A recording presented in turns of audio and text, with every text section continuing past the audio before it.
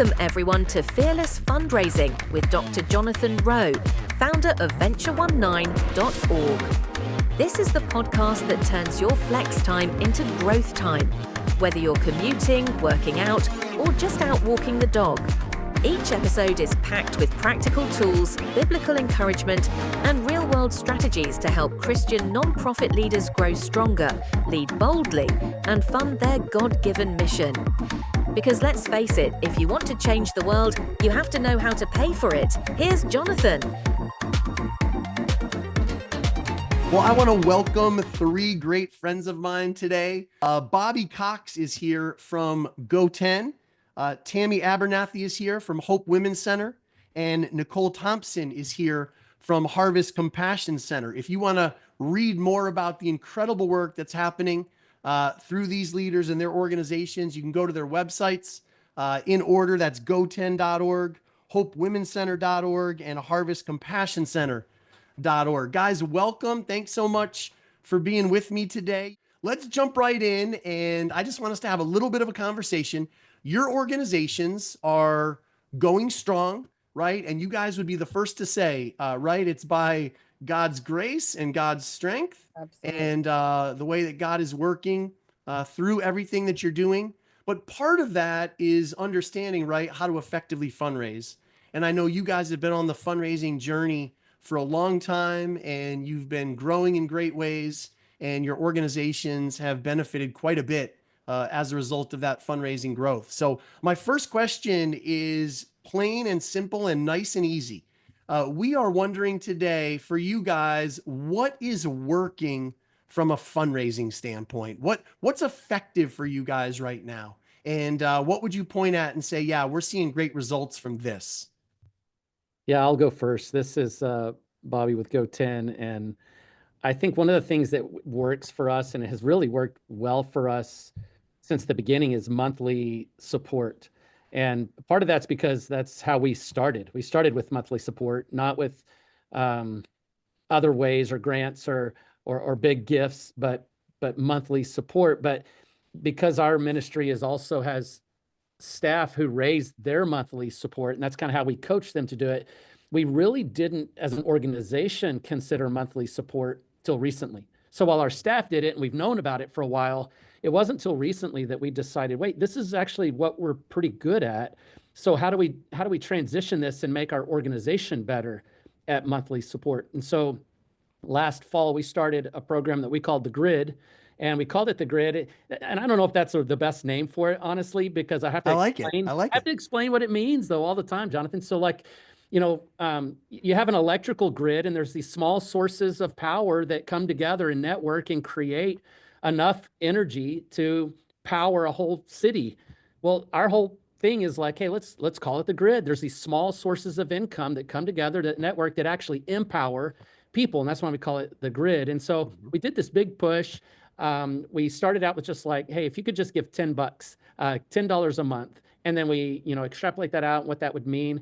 We launched that last year on Give 10 Day. We called it Give 10, which was October 10th, 10/10. We just did as much 10 as we could do since we're GoTen, and tried to just leverage that as best we could.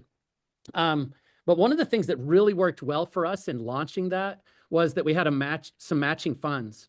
And so we were able to, for everyone that signed up on the grid, we were able to match that considerably. It was a really good gift to match their gift. And so right off the bat, I think we got, 45 donors just right off the bat. Some were doing 10, some were doing $50 a month. So it was different levels of giving, but starting to push that also, though, once we got that going, we really had to take seriously, how are we going to communicate with all of these monthly donors? Because, before with each staff member raising monthly support, each one would have maybe 40 donors. Well, you can make a phone call, you can connect with 40 donors. But if you're going to do organizationally and you're going to get $10 a month, you're going to get hundreds of donors. That's the goal. Yeah. Mm-hmm. Well, how do you communicate with hundreds of donors? So there had to be a way to give that report back to them, to communicate with those on a regular basis. So that communication actually had to come long before the launch of Give 10 Day. So, this last year, we felt like it was a successful launch, and we think it'll actually pay dividends in 2025 and in 2026 as these people stay on. So I would say that that is working for us. Yeah, I love that. So, Bobby, let me ask you this. Was that a focus on generating brand new givers, people who've never given to GoTen before? Yes, the whole point was to get brand new people to come on, and then also don't just think of people who you think are just givers, because anybody can give $10 a month. We were trying to give that space to even college students to consider, or maybe even some of the refugee families that we serve, that they could be part of that too at $10 a month. And then there's a lot of people that we could think outside of our normal circles to go find different people who weren't already giving. Yeah, I love that. And then one other thing, you had talked about using a matching grant to help launch the grid. Can you just clarify that a little bit? How did that play out? And did you feel like that was really encouraging to people and it really created some momentum? It's really hard to tell if people gave because of that. Mhm. It really hard to know if that was a motivator. I just have to believe that it was, Mhm. because even after that grant ran out, we matched it. Um, and then we continued to try to push this, it plateaued. So even Hmm. going for our second time around, we're looking for that matching grant again, so we can come back again, push that, because we believe that it worked, although we don't really have hard evidence where somebody's calling me going, "Oh yeah, I'm going to give today because blah blah blah," you know. So, Yep. but the way that it worked is we found a foundation that believed in helping us find new donors, and then also to help us launch this new program. And they also, as a donor, are really excited about the potential of growth and matching that, and what their gift could have multiple impact. Not only is it helping GoTen and what we do, but it's actually helping us in longevity. And so I think that there was value in that from the donor side, and but then it also is, you know, more than double the impact. Yeah, I love the focus on monthly givers. Just as a reminder, and I say a reminder because I don't know how many times I've shared this, but the statistics are off the charts. The studies and the statistics say that if somebody commits a reasonable monthly gift, reasonable to them, right? So maybe that's $25 for one person, maybe it's $525 for another person, and they commit that gift by auto withdrawal or credit card. The studies say that those individuals, about 90% of them, are still giving to the work of your organization at that level or higher 3 to 5 years later. Yeah. So it's really quite incredible. And if you think about it, right, what's better to raise up a one-time $1,000 gift or to generate a brand new monthly giver at $50 a month? I mean, the studies would say it's the monthly giver because they're going to be with you over the long haul. They're going to be providing even more resources, right, than just a one-time $1,000 gift. And it's a relationship that you can continue to build and cultivate, and you can give that person opportunities, right, to connect with your ministry in a deeper way, even through serving or praying or just other opportunities that you have. So love the focus on monthly giving, and the GoTen budget's over $1 million, everybody. So we're not talking about, an organization that's just trying to get started with monthly giving. Bobby's saying this is one of the efforts that we're going to focus on to help us get to the next level. So Yeah, I yeah, think love that. another thing that is interesting about monthly giving is figuring out what is the amount. What is the amount that you try to push, and Hmm. how does that mathematically work out? And there's a lot of different ways to look at that, but we were thinking, let's keep it low enough that anybody can do it.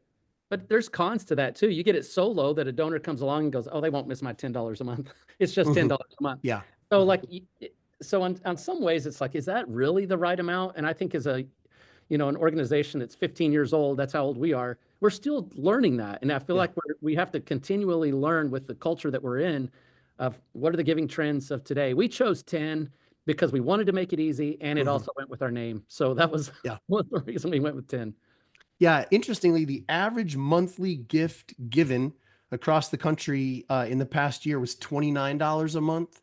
So there seems to be sort of a sweet spot, Mhm. in that 25 to $30 range. But like you said, it depends on the focus of the campaign.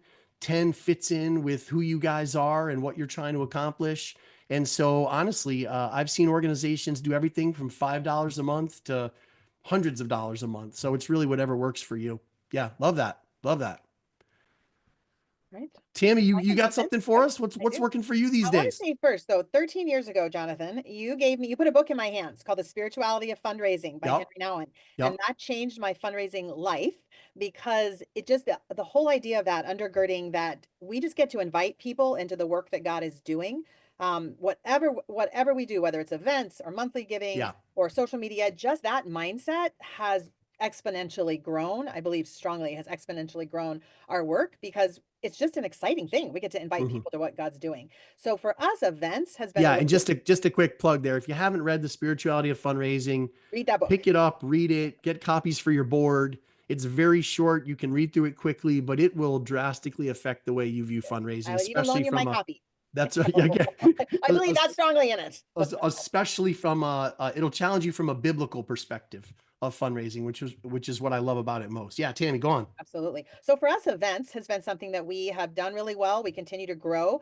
It is not my favorite thing personally, but it has been amazing to see how God has used it to grow the ministry partners that we have at Hope Women's Center. From starting with a gala we've done for 13 years, but every year it continues to build. It's just it's a fun event. It's an exciting event, and for us, it's just been a great way to get new people connected to the work that we're doing at Hope Women's Center.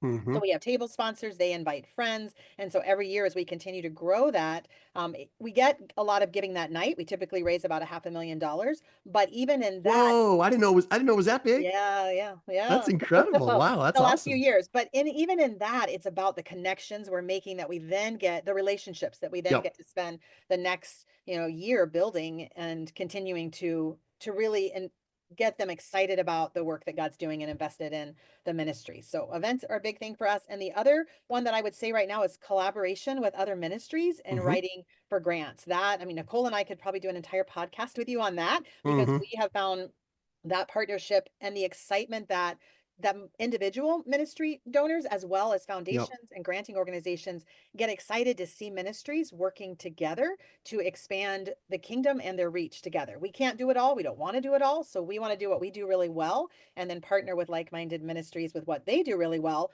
But we're able to then go after funding to expand that reach together. And that I have seen grow more in the last few years, just exponentially as well. And so that for us is also another area that's working really well. That's awesome. I wanted to circle back to events in just a second, but speaking of collaboration for a second, aren't you and Nicole doing some collaborative center stuff We right do. now? So Aren't that, yeah. So we launched that. update us on that. I love to talk about that. Okay. We tried this. Nicole and I have been wanting to have a center together since we met, 10 years ago now.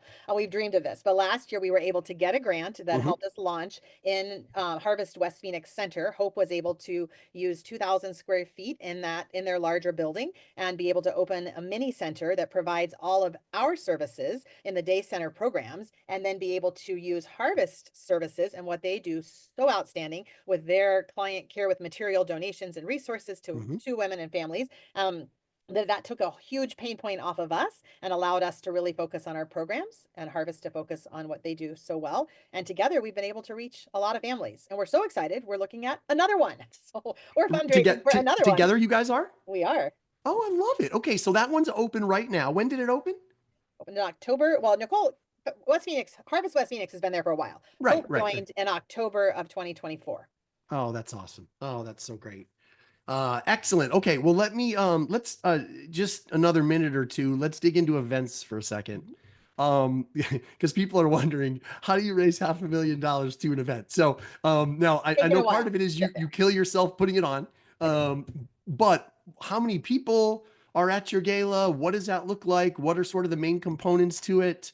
Because that's a significant result. Did it. And we didn't start raising that. So we've done this for the entire 13 years I've been at Hope Women's Center. And when we started, we were in the 150. I remember when we got to Hmm. 200,000 and that was huge. And it still is. That's a huge amount to be able to raise. And so we were grateful for that. But as we have grown, it's just learning. I hired a director of events because I needed somebody that could really focus on it and not just have it be one of the hats that I wore. But having just a lot of different activities that night, ways for people to engage. We do a silent auction, a live auction, but the call to give is always what tugs on the heartstrings. And Hmm. a few years ago when we were able to raise as much, if not more, during that than we were with the auction, that for me was a huge pinnacle of being able to say, okay, that is where I want the funding to come from. It's just people getting excited about the mission and vision. So just continuing to have people invested in it that are willing to sponsor so that we go into that night with the event paid for. And then everything we raise that night goes to support the program. Okay, so a significant piece there, right? You're raising money prior to the event to cover the The whole cost year and the prior to the expenses, event. Yes. so that you're going in on the night of the event, not having to raise money to pay for dinner and Right. rental space and all that kind of stuff. Everything you're pulling in that night is going directly to ministry, which you're able to share with people that night, and I'm sure that excites them. And I would also say this is an interesting event in that I would say at least 50% of the room are not necessarily there from the fact that we're a Christian ministry. They get excited about helping women and children. And so this is a chance for them to be exposed to the all of the work that we're doing. So they hear us talk about that, but they also just get excited by hearing other people get excited. It's amazing to watch the energy in the room Yeah. and to see people get excited by knowing their gift is making a very specific impact. And we break all the gifts down that night. $1,000 does this, 5,000 does this. And people get excited to know that they can have that impact. And then we follow up. So at our gala last fall, we said, okay, our Hope on the Road program was a new program. We went from 3 sites to 15. Now I'm into, and we asked people to give to expand that. Now I'm at the end of the first quarter in 2025, and I can go back to all of those people at that gala and say, guess what? We're at 30 sites. So God doubled it when Yeah. we were just hoping to, he doubled it in the first quarter. So it's exciting to then go back and share with them, this is what you gave toward, this is what's happening, and this is the growth that we're seeing. So it gives us continued follow-up. It's not just they come and then we don't talk to them again for a year. Yeah. Yeah. Well, I Constant love what you follow-up. said there too. It's not like you started doing events 13 years ago and all of a sudden you raised $500,000, right? You got to Love it. figure out what works for you, the model that works for you. And so, right, for other organizations that are listening to this, you don't have to be a huge organization to do a fundraising event. Just think about what might be the right one for you. I've seen organizations have great success just dipping their toe in the water a little bit with events just by doing like a dessert gathering for 30 or 40 people at a house or something, and just seeing God show up and do great things. And so events can look different. You guys do sort of a full-fledged gala, but a lot of different events work for a lot of different organizations. So figure out where the best place is to start for you if you're planning to tackle an event. Yeah, love all that. Nicole, how about you? What's going on with you? Yes. Well, we really focus and have done really well in the peer-to-peer fundraising department and online fundraising. COVID changed all fundraising, right, for everyone during 2020. So we did have some in-person events, but ours were a lot of peer-to-peer in person. So hosting a run, right, a fun run or a marathon or a half marathon, or going to a bowling event. Everything was tied into a peer-to-peer and folks coming in together to raise money as teams or as individuals. And then with that, like Bobby had mentioned, we always do throw the match on there as well. So if I can excite my participants in our peer-to-peer and say, if you guys raise 500, every time you do, we got another 500 that's going to be thrown on top of that fire. It just grows and grows and grows. And I will say it very much excites all of our participants who get involved in our peer-to-peers. When we couldn't race in person or go walk in person during COVID, we just pivoted to online, and we have a virtual walk run now, right? Which people still get maybe a little bit confused about, like virtual walking. How do I do that? I said, hey, it's actually really easy. Anyone can do it. And I think that's the main thing is we like to do events that anyone can participate. If you have a 2-year-old, you can have the 2-year-old join the family and be part of that fun walk on that day. And what virtual means is we have one day that we all go out for a walk or a hike or a jog or a swim. Or if you have horses, there's people that ride their horses that morning. We just say, go get active on this one day together in October. And together collectively, we're making a difference feeding families. And it's been really cool and exciting to see the different ways people get outside and get moving. It also allows us to reach different states with our fundraisers. So we're not tied into a venue on one night. We're actually, it's virtual. So if you live in another state, you get to participate. If you're in another country, we have people, I'll be on vacation in Cabo. I said, you can walk in Cabo for 10 minutes. Come on, girl. And they'll do it, which is really kind of scuba cool. dive, do something, right? Yeah, snorkeling. I got to add that to the list next year. So we just have a lot of, I think, having fun with however you want to fundraise. Fun is in the word fundraising. Make sure you're having fun. And what our families do is they take pictures and selfies where they're at, and then they share them online. So again, you're creating this community and this excitement. Like Tammy mentioned, like you feel the room and the excitement. We do the same thing, but just online and in different ways.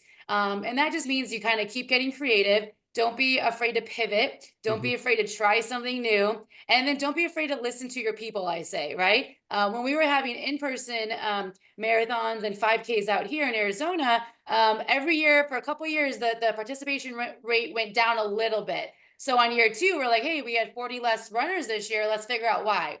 Well, it was too far. They didn't want to drive, 2 hours Apache Junction to go do that event. They wanted to stay in Phoenix. So, or maybe it was a Sunday, not a Saturday. So you're always asking for feedback. You're learning from your people. And we just went to said, what do you want to do? You pull the audience and they would tell us, we want our family to be able to come. We want to have a mile fun walk so I can bring my kids. And we want to expose, others to the mission at Harvest, but then also why we're getting involved, the why behind we're actually showing up and doing this as a family. So, but you can get really fun. We send out little welcome packets in the mail. So you have your little welcome packet. We do really nice long sleeve dry fit shirts. So that's the carrot we dangle. And people then wear their shirts year round. They're like, how do I get one of those shirts?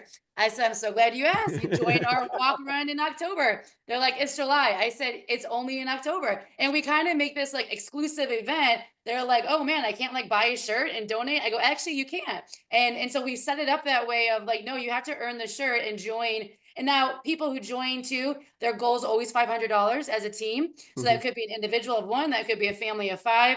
And nothing happens to people if they don't hit their goal, just so everyone knows. We don't call them, send them an invoice. And what I love about the way that plays out and people getting sponsors, right? They're reaching into their networks. They're sharing with people who don't know about Harvest Compassion Center and saying, hey, I'm going to be a part of this. Will you, help us raise some money or help me be successful?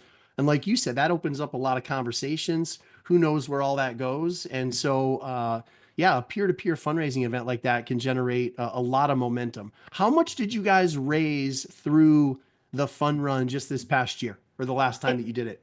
I think we did over 225 was our last one in October. We do it every October. So I think that's the other thing too. Be consistent when you host your fundraisers. Don't try one in the fall, then the spring, then the summer. I mean, you got to try to see what sticks. But then once you find your sweet spot, stick with it, because now we have a community that expects it to be in October. Like I couldn't change it if I wanted to change it, right? And so finding that timing, and just to piggyback off of, almost 70% of our donors from this online fund run that you called it are brand new people. So, and that's the exciting part. And it's exciting to see them then give a second year, maybe to support that same person or just to support Harvest, or now get onto one of our other online fundraisers. Yeah. Well, can I ask a question here, Jonathan? Yeah, How do you get your team leaders for that, or your champions or whatever? How do you form your initial, let's say somebody's out there just trying to get a startup and they're trying to raise 25,000. Where would you point them in the direction of just getting some of those first team leaders to champion their teams? You have to have confidence, right? So if you're the team lead, you have your team up first. So my family's page is the first one up. A good way now is then go to your board and challenge your board and have every single board member there. Now maybe your next 8 pages up. Now I've got maybe almost 10 pages. If you have a staff, now you go to your staff. We don't make our staff. It's not mandatory. It's highly, highly encouraged. And we also have fun with it. Like we like to be playful with our staff. Who can out fundraise each other, right? And then we have volunteers. So our food banks are run by volunteers. So we're fortunate to have this wide variety, about 2,000 people that walk into our centers 6 days a week, that we can have a huddle announcement and say, join us. But you have to lead by example. I think it's really, really cool. You got to lead by example, and you got to make it easy. And so anyone can be a team lead. And I get a lot of folks that say, I don't know, that's kind of scary. I said, put up an individual page and see what happens. So it could be just a single adult. It could be 2 families coming together. We've had small groups at churches all join in and do one group page. I have had a kindergarten class do a page before, and they wanted to all like raise $2 each. So we just say, get creative. And then I've also had a lot of single adults that were really on the fence. They were really nervous about putting a page up. And then they found another single adult that also wanted to do it. And then they joined forces and they became one page. Oh, you know what? Join my page. Join my team. There was no team. It was just Nicolee by herself, but now there's a team. So it's been really cool to see kind of how the confidence of one, you just have to challenge people because it's going to be new to them. They're going to be like, Nicolee, I don't understand it. I said, trust me, it'll take you 60 seconds. If it takes 10 minutes to put up your page up, no one's going to do it. So make sure your technology works really well. Make sure it's easy, and make sure within 24 hours that someone signs up as a team lead, someone's giving them a phone call or email saying, welcome to our team. And that's my job. I check it like literally every 10 hours during that season for us to make sure I'm really timely on making sure that we give them the tools to do it. And then we also coach those team leads throughout the whole fundraiser. We give them emails on how to ask for fun, ask for support, how to share online, how to make it fun, how to invite others. So they have everything right at their disposal. And then I always say, if you raise $100, you still raise $100. That's not a failure. Just let's just have you back next year. And I will say we have almost a 90% return rate for all of our participants year after year. So it's a great fundraiser model that actually, oh, I can do that again. Or yeah, that was so easy. I did it. I'm going to do it again. It's almost like a no-brainer. People don't have to worry about, am I available that night or that day for that event? Or do I have to do this? They just kind of sign up now once they do it one time. Well, with that many people coming back to do it year after year, something's working well, right? They're enjoying it. It's easy to be a part of, and they feel like they're getting a good result out of it. I suppose the only way you could mess up your fun run in Phoenix is to schedule it in July or something. So you just have to pick That's what I said. Pick a very smart time. the right time of year. Awesome. Okay, how about this? And you can just weigh in on this a little bit more quickly, because you really just shared a lot of the important stuff in my mind about things that were working. How about this question to you guys then? What about the opposite of that? Is there something that you've tried that didn't work for you, or something that you're finding is just not the right fit for your organization from a fundraising standpoint? So what hasn't worked for you? Bobby, why don't we circle back to you here? Yeah, I think I could probably give you a whole list of things that don't work. But big events for us have traditionally not worked for us. And I don't know if it's just the type of ministry we are, or maybe number one, I don't know how to do them. And so I need to hire somebody to do it if that's what we're going to do. But like Tammy? Yeah, like Tammy. I'll take Tammy, or Tammy's person. I don't care. It's Just need some people. So I think that's one, but just big events are not our thing. But just listening to this today, I'm thinking maybe little events like what Nicole's talking about are our thing. And so I think there's room to grow in that. But one other area, Jonathan, that comes to my mind when it comes to like feels like a fail, and I hate to even say this out loud, but is Giving Tuesday. Giving Tuesday is just one of these days that you think, oh, everybody's thinking about giving. And I think our givers, our donors, probably are giving on that day, but the ones that are regular who give to us, they're not thinking about giving more on that day, I think. And so I think if I've been in the past, I've gotten kind of hyped up for that and then thoroughly disappointed at just very little. I think Giving Tuesday is one of those days that needs to be part of your year-end giving. You need to show up, you need to be available, but we don't count on it as a big giving day. So I feel like a failure every Giving Tuesday. Tammy, I'll get back to you in just a second, but I want to jump over to Nicole on something that maybe hasn't worked for you. But speaking of Giving Tuesday, Nicole, that has worked for you guys, right? Well, not Giving Tuesday, but AZ Gives Day. AZ Gives Day. So, okay. And I think that's an important point too, because there are so many maybe giving days, right? Like our worldwide calendar just has all of these appointments and these days, and it's this day and it gets to be too much. And what didn't work for us back in the day, and we're about 15 years old as Harvest Compassion Centers, but 20 years old as an organization, was having a lot of these smaller events and having too many of them. So it was like, you have one every maybe 2 months, and you're kind of exhausting your people because some of those same amazing champions are coming out again and again and again, which is amazing. But I was like, now they're going to have donor fatigue. They're going to have like harvest fatigue at some point and be like, we just can't feed people anymore, Nicole, because y'all are doing it too much. So we really took a look at our calendar and made sure we only had 2 events a year. And once again, COVID forced us to go online. We took Arizona Gives Day, which is 24 hours of giving in Arizona, as our spring event because it happened to be in the spring. So it was off season of our fun run. And we just said, okay. And we were like you, Bobby, we didn't do very good. Maybe a couple thousand came in. We would share it on social media, send an email out. We didn't really do a campaign. So once COVID hit, I said, we got to do a campaign now. We got to treat this as a live event and do everything we would for a live event, but everything's just online. And 24 hours of giving, it's kind of like this. It turns on and at midnight, it turns off. So you create this excitement and these urgencies of you have to give on this day. Almost like we won't take your gift tomorrow, although we will, but we create the urgency. And then what Arizona Gives Day, which is really cool, Arizona Forgives, the nonprofit that hosts this event, it's their platform. So we're able to piggyback off of their technology, right? We're not finding more of our own technology. They're managing a lot of what that day looks like, and they host power hours of giving. So again, we can take matches and then we can say, we want to triple your dollar because we want to win the 11 o'clock power hour. So our messaging is very direct. Give at 11 o'clock on this day, you know? And so, I mean, people like to be told what to do. I'm just going to say it. They do. They might say no, but It's they easier, want to, right? oh, good. You want me to give at 11 o'clock on the, yes, I would. Is that okay? I can do that, Nicole. And it's really, again, easy for them to do. So we just had our Arizona Gives Day this month, and we did a little bit over probably about 130 that came in 24 hours. So, and what was really cool is seeing all the wins we had. We had about 55 brand new donors give during that 24 hours. We had people that had not given us for about 4 or 5 years come back and just feed one family for $28. We decided to choose on a smaller amount. We said, feed one family. Can you do $28 on one day? And we got a ton of people coming back to us just so we could win that power hour and then see us actually win additional grant funding from that. So I always like to say, be smarter with our money. And if we can communicate that well to our audience and like, oh, wow, they want to take my 28 and not only double it, but triple it. And then again, you're part of that bigger team goal doing that. So, yeah. So you would say one of the things that didn't work for you guys early on that you learned from was doing too many events and not spacing the calendar out enough from a fundraising standpoint. Is that right?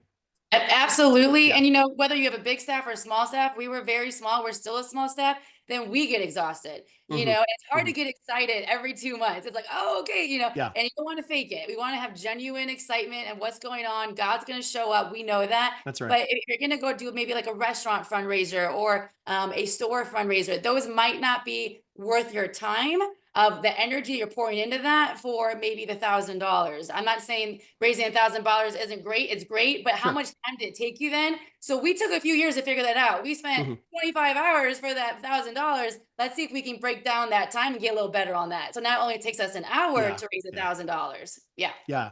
I love that. Yeah. And I think a big takeaway there, right, is you've got to understand the rhythm and flow again, right, of your people. And that's why we encourage groups to figure out annual fundraising plans. And Nicole, you touched on something that's really exists out there and is super important to understand, and that's donor fatigue.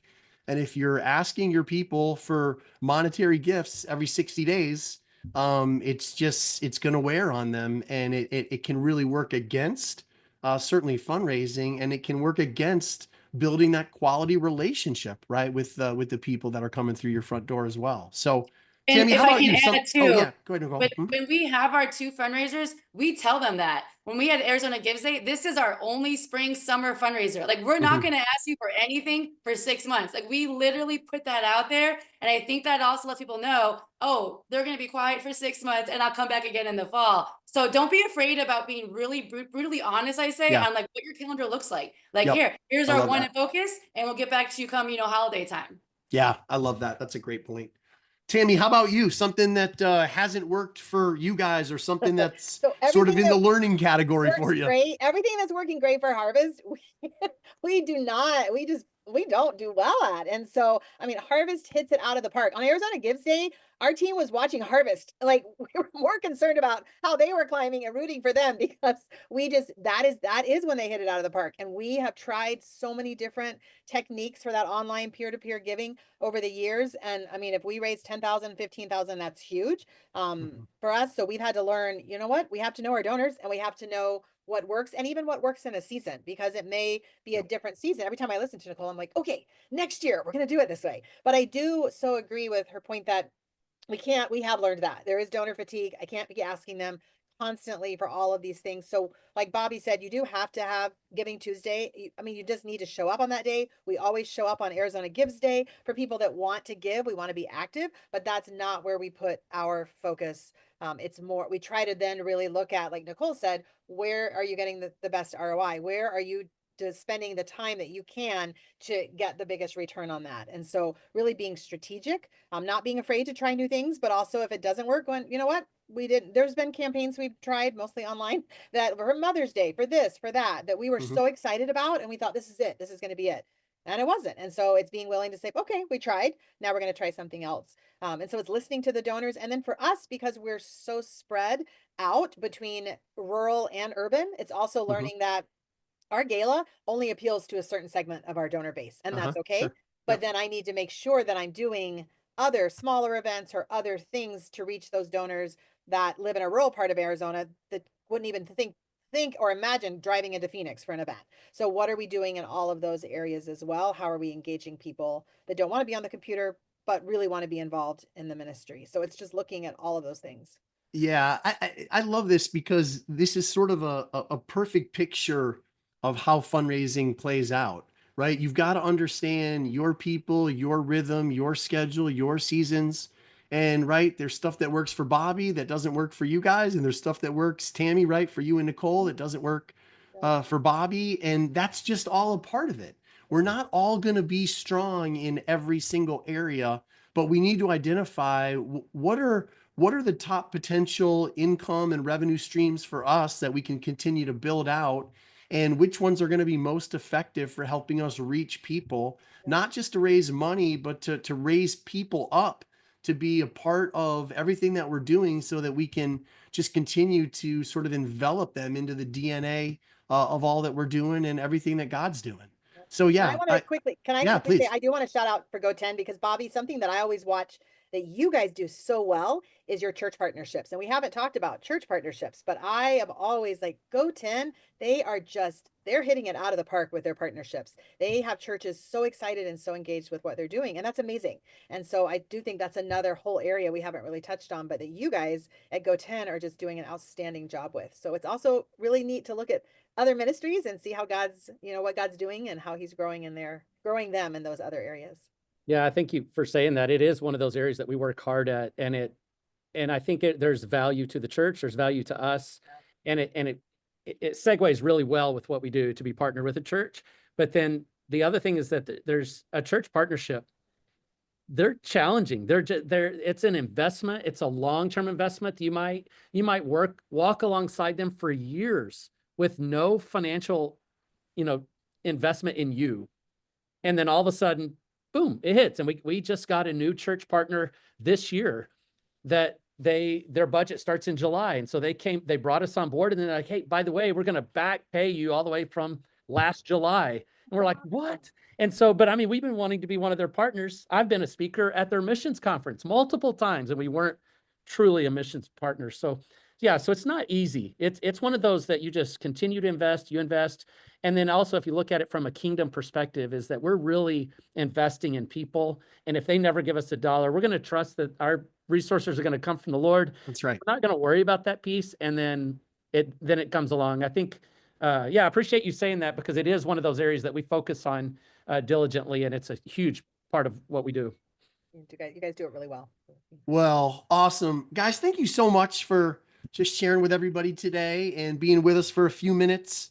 I know that Bobby, Tammy, and Nicolee are also so gracious with their time. So if you're listening to this podcast today, feel free to reach out to them to ask some follow-up questions or just to pick their brain a little bit more. Again, you can find Bobby at goten.org, Tammy at hopewomencenter.org, and Nicolee at harvestcompassioncenter.org. So guys, thanks so much for being with us today, for sharing. And guys, thanks for being my friend. It's been a lot of years now together, right? No, it has. You're welcome. It's been a great friendship. We love it. All right, guys. Well, we will catch you soon on the fundraising trail. And again, thanks so much for your time. You're welcome. Thank you. God bless everybody. There you have it, another great session of learning and encouragement from Dr. Jonathan Rowe. Be sure to continue to listen to Fearless Fundraising wherever you find your podcasts. To learn more about the work of Venture 19 and everything that's available to your nonprofit, go to venture19.org. You won't believe all the free resources you'll find there. All right, everybody, we'll catch you soon on another episode of Fearless Fundraising.